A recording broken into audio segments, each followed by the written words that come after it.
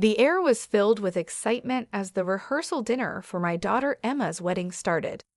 I was so proud watching her stand next to her fiancé Jason, enjoying the good wishes from everyone. I had no idea that the happy mood would soon be ruined by someone I had tried so hard to accept as my own. "May I have everyone's attention, please?" Emma suddenly called out, making the room go quiet. My husband Walter and I looked at each other, confused, as she held up her glass. "I need to talk about something important," she announced, staring coldly at me. "Helen, you call yourself my stepmom, but really you're just an unwelcome stranger in our lives." The room filled with gasps as Walter turned pale. It felt like a punch in the stomach, her harsh words knocking the breath out of me. "Emma, what do you mean by this?" Walter asked, his voice shaking. "Don't be shocked, Dad," she snapped. "You know she's been trying to push her way into our family from the start. I'm done acting like she's my mom. She's not, and she never will be." Her mean words cut through me. I looked for any sign of the kind girl I knew in her face, but saw only dislike and anger. "Emma, please, not here," I begged, my voice breaking. "Why not?" she retorted. "It's my day, and I'll say what I want." Walter clenched his fists, trying to stay calm. "Enough," he said firmly. "We're leaving." Emma just shrugged, smirking as she turned away from us. We had to walk out past all the shocked guests, their stares and whispers making me feel judged as we left. I must have done something to make my stepdaughter hate me so much. The tears I had been holding back finally fell, and I knew then that thing would never be the same. In the car, Walter was very tense, gripping the steering wheel tightly, his face showing both anger and pain. "I don't know what's gotten into her, Helen," he said, his voice tight. "But I promise I won't let her treat you this way." I just nodded, too upset to talk, as we drove away from what was supposed to be a happy event. I kept wondering what had changed the sweet, loving girl I knew, and what difficult times might be ahead for us after her hurtful outburst. Maybe Emma began to dislike me when I married her father and became her stepmother, or perhaps it started even before that, influenced by her mother, Julie. Julie had once told her, as she gently touched her hair, "No one can ever replace your real mother." Those words had left a bad feeling, but I tried to ignore it, hoping to create a warm relationship with Emma. "I'm not trying to replace anyone," I had assured her softly. "I just want us to be friends." She nodded, but her empty look showed no warmth. It was like there was already a wall between us, built stronger by her mother's mean comments. At first, Emma was polite, though a bit cold. But as time went on, her true feelings started to show. "Why are you always trying to butt into my life?" she snapped one day when I just asked about her weekend plans. Walter gave her a stern look. "Emma, don't talk to your mother like that."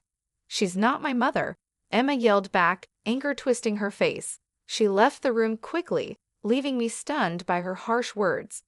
Walter just shook his head, looking disappointed and resigned. From then on, Emma made it clear she didn't like me. She would roll her eyes when I came into a room and make mean comments quietly. If I tried to help or ask something, she would snap back as if she couldn't stand me being around. "You're not fooling anyone with your fake concern," she sneered one day. Her dislike for me was obvious, and it hurt. I asked if she needed a ride to her friend's house. "Emma, that's enough," Walter warned, losing his patience, but she didn't listen. It became clear that her mom, Julie, was fueling Emma's growing dislike for me. Whenever we met, Julie's fake smile hardly hid her joy in seeing our troubled relationship. "I don't know what you've done to make my daughter dislike you," she would say with a slight grin, "but you'll just have to deal with the consequences." And deal with them I did. Emma's hostility grew like an untreated wound, hurting our family life more every day. I had no idea her coldness was just the start of even worse behavior that seemed impossible to stop. After she quit college, with no clear goals, she became even meaner, using her complaints to try to get money from us. "Give me $10,000, or I'll tell everyone how awful you are as a stepmom," she threatened one day in the kitchen. I was shocked. "Emma, why are you saying this? I've always tried to be nice to you." "Save it," she snapped. "Just give me the money, and I'll leave you alone for a bit." I felt desperate. "I don't have that kind of money," I told her. Her eyes narrowed. "Then find it, unless you want everyone to know your secrets." From then on, it was a constant pattern. Emma demanded more and more money, and her threats got worse if I said no. Walter was stuck in the middle, trying to please both of us while figuring out why his daughter had changed so much. "Please, just give her what she wants," he pleaded one night after yet another big fight. "I can't take all this fighting." But I knew that giving in would only make her more demanding, so I stood firm, even as Emma became more cunning. "You think you're so great with your job at the school," she mocked. "Just wait until everyone knows the truth about you." Her veiled threat really scared me. I could only imagine the kind of hurtful lies she could tell, which would affect my colleagues and the students I was committed to helping. Through all of this, Julie was always there, her mean smile supporting her daughter's terrible actions. "You reap what you sow, Helen," she sneered during one of her frequent unwanted visits. "Maybe if you were a better stepmom, Emma wouldn't be like this." Her words hurt deeply, stirring up a storm of emotions inside me: anger, pain, and betrayal. But even as I felt overwhelmed, a small spark of determination started to grow in me. I couldn't just let things happen to me anymore. If Emma wanted a fight, then I was ready to stand up to her and show everyone the kind of person she really was. And if Julie thought she could keep causing trouble from behind the scenes, she was mistaken. It was time to stop being nice. From then on, I was determined to do whatever it took to protect my family, even if it meant taking drastic steps I never thought I would. As Emma's wedding day got closer, her demands and disrespect became worse. It seemed like she enjoyed making my life difficult, pushing me to my limits. One evening, she walked right into the living room and said, "I need another $8,000 for my dress alterations," without even saying hello. Walter gave me a look, hoping I would give in, but I had enough. "No, Emma, enough is enough." She looked surprised and said mockingly, "Oh, and what are you going to do about it, Helen? Go cry to Daddy like you always do." My fists clenched at my sides, anger rushing through me. "You ungrateful child. Everything your father and I have done, we did for you, and this is how you repay us." Emma laughed loudly, the sound as annoying as nails on a chalkboard. "Oh, please, don't act so righteous. We both know you're just a pathetic, insecure woman trying to buy your way into our family." That hurt more than I wanted to admit, but before I could reply, she hit me with another harsh comment. "Do you think the school wants a washed-up loser like you around their students? Wait until they hear about your little drinking problem." My heart sank as I realized how low she was willing to go. She planned to ruin my career and reputation with her lies. "Emma, that's enough," Walter shouted, his face red with anger, but she just smirked, enjoying the chaos she had created. At that moment, something in me changed. I felt a strong resolve build up, making me firm against the storm of emotions threatening to overwhelm me. I was done being her victim. "Get out," I said firmly, my voice calm but intense. "And don't come back until you can behave like a decent person." Emma looked surprised at my strong reaction, but then sneered and came closer, her breath warm on my face. "You'll regret this, Helen. I promise you that." With those final words, she stormed out, leaving a heavy silence behind her. Walter watched her leave, his face showing both shock and sadness. "I'm sorry, Helen. I don't know what's gotten into her," he said tiredly. But I understood now, this wasn't a sudden change. It was the result of long-held bitterness and manipulation, driven by Julie's harmful influence. As I thought about Emma's threats, a firm resolve formed within me. She thought she could destroy my life whenever she wanted with her venomous lies. She was very wrong. If it was a fight she wanted, then I was ready to fight back, and this time I wouldn't play by her rules. Her threats kept replaying in my mind, fueling my determination to show everyone her true character before it was too late. I knew I couldn't count on Walter. His love for his daughter blinded him to the person she had become. I had to act on my own to protect myself and our family. That's when Roger came into the picture. He'd dated Emma a few years ago, before her behavior turned so manipulative and selfish. A chance meeting at the grocery store led to a conversation, and soon things started to make sense. Roger helped me see that Emma was not who I thought she was. Sean shared with me, looking very sorry, "She lied about you and Walter. All of it was lies." I felt a chill as he described how Emma had portrayed me as a controlling stepmom trying to push my way into their close family, and how she made Walter out to be a harsh tyrant. I believed everything she said, Sean admitted, embarrassed. She seemed so believable, full of anger. It wasn't until we split up that I started to see the truth. As he talked, a clearer image of Emma's harmful behavior appeared. She had spun a web of lies for years to turn everyone against me, influenced heavily by her mom, Julie, who was like a master at controlling her. From the start, she's been filling Emma's head with twisted thoughts about you trying to take her mom's place, Sean told me, which made me feel sick as everything started to make sense. All this time, I was the target of their mean plan, painted as the bad guy in their story. But Sean had more to say. He explained that Emma's upcoming wedding was just a cold-hearted plan to get more money and status. "She doesn't love Jason," he said dismissively. "She's just using him to get the lifestyle she wants. Once she's done with him, she'll move on to the next guy." Hearing this confirmed my doubts about Emma's shallow feelings, but it was still hard to accept. After talking with Sean, my head was spinning with all he had told me. For too long, I had let Emma and Julie control the story. Now, with the truth on my side, I was ready to confront them, to break apart their fake story, and show everyone what was really going on. No more being the victim, no more being scared of their threats and lies. It was time to fight back. The day of Emma's wedding was sunny, but inside the church, the air was tense. As I watched her get ready, admiring herself in the mirror, a firm resolve grew in me. Today, the truth would come out. Julie, fixing Emma's veil, cooed, "You look beautiful, sweetheart, just like a princess on her special day." Emma smiled, soaking up her mother's compliments. Seeing this, my stomach turned. Yes, it was like a real-life fairy tale, but I knew the truth behind the facade. I couldn't help but make a sarcastic comment, complete with a handsome prince and a wicked stepmother.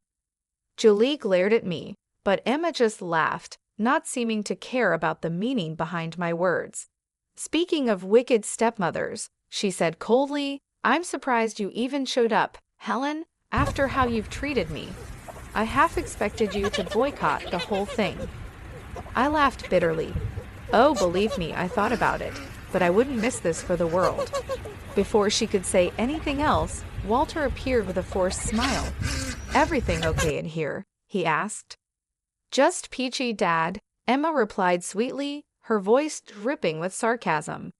"Helen and I were just having a little heart-to-heart." Walter looked like he wanted to ignore the tension.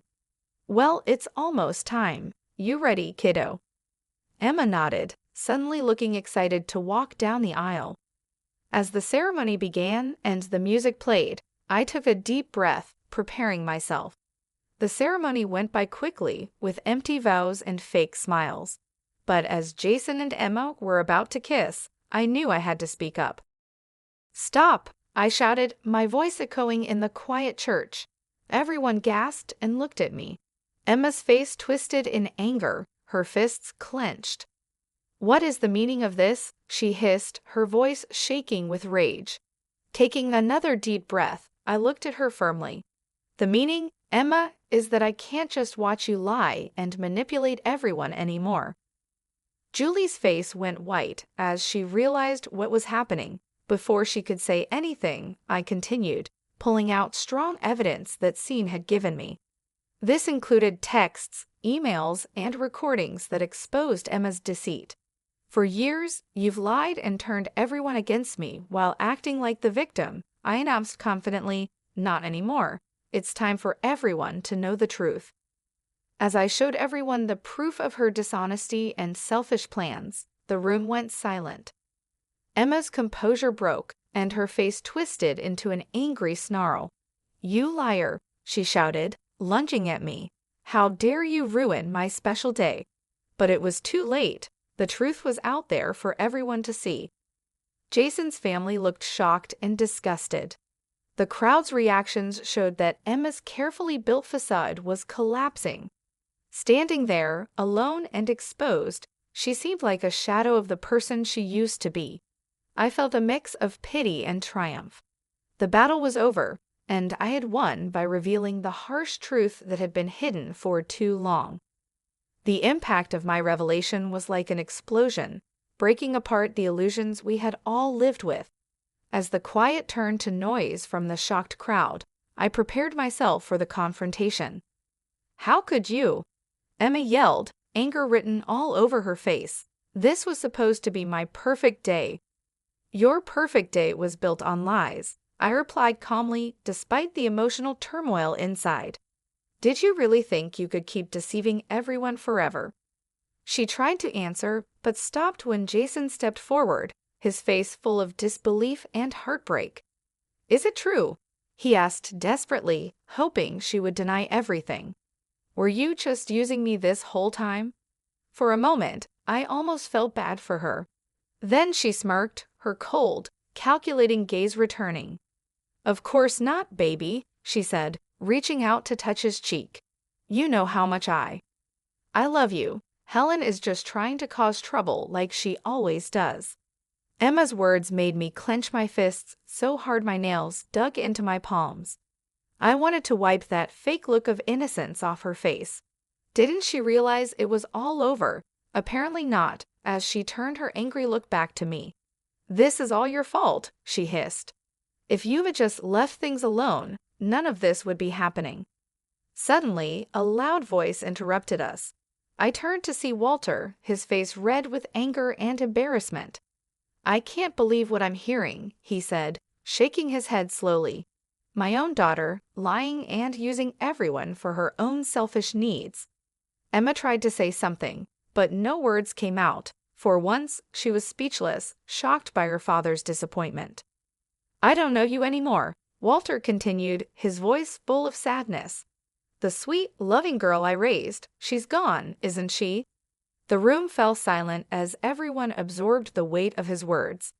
Emma and Julie, her mother, locked eyes, silently challenging each other. Finally, Julie spoke harshly. "Well," she demanded, staring hard at her daughter, "aren't you going to defend yourself?" But Emma just stood there, defeated, looking smaller and more defeated than ever. With a disgusted snort, Julie stormed out, followed by Jason's family, their faces showing everything from pity to disgust. And just like that, it was over. The grand event Emma had carefully planned lay in ruins, her dreams shattered. As Jason left the church, his face filled with pain, I felt a bit sorry for him. He was just another pawn in Emma's game, used and discarded at her whim. But that feeling was quickly replaced by a grim satisfaction. The truth was out, and there would be no more lies, no more games. Emma would now taste the bitter results of her actions. In the days following the ruined wedding, chaos ensued as news of Emma's lies spread. She became an outcast in the community she had once hoped to rule. I'll never forget Emma's face when she showed up at her mother Julie's doorstep, desperately looking for help. "Please, Mom," she begged, her voice full of tears she was trying to hold back. "You have to help me. I have nowhere else to go." But Julie just looked at her with disgust and a bit of pity, her lips twisting into a sneer. "Help you," she scoffed, her laugh bitter. "After the mess you made in public, embarrassing yourself and our family." Emma stepped back, shocked. "But you're my mother. You're supposed to support me no matter what." "There are no sides anymore," Julie replied slowly, shaking her head. You've destroyed all your relationships, pushed away everyone who cared about you with your endless greed and lies." Her harsh words cut deep, each one like a sharp blade. I could see the moment Emma realized the truth, felt the full weight of her loneliness. "You can't mean that," she whispered, reaching out a shaky hand. "Mom, please." But Julie stepped back, her face cold and unfeeling. "I don't know who you are anymore," she said flatly.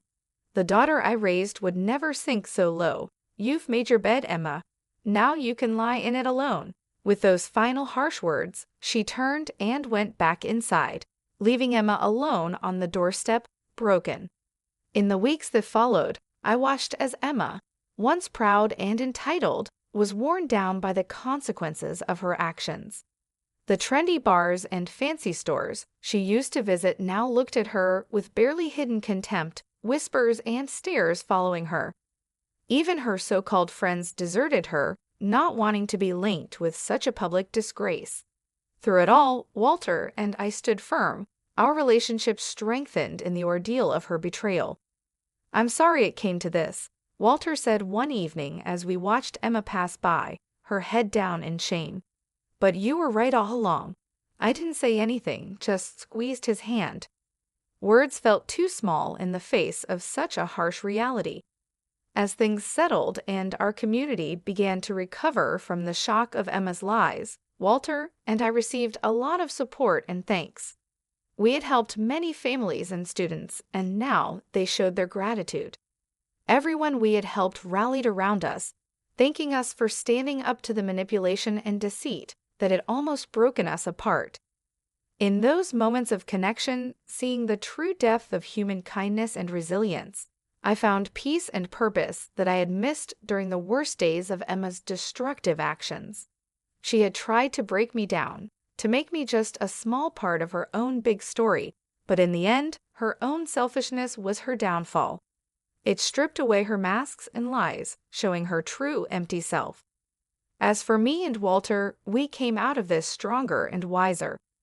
If our experience can inspire others to stand strong against manipulation and deceit, and to value honesty and integrity above all, then maybe some good can still come from the ruins of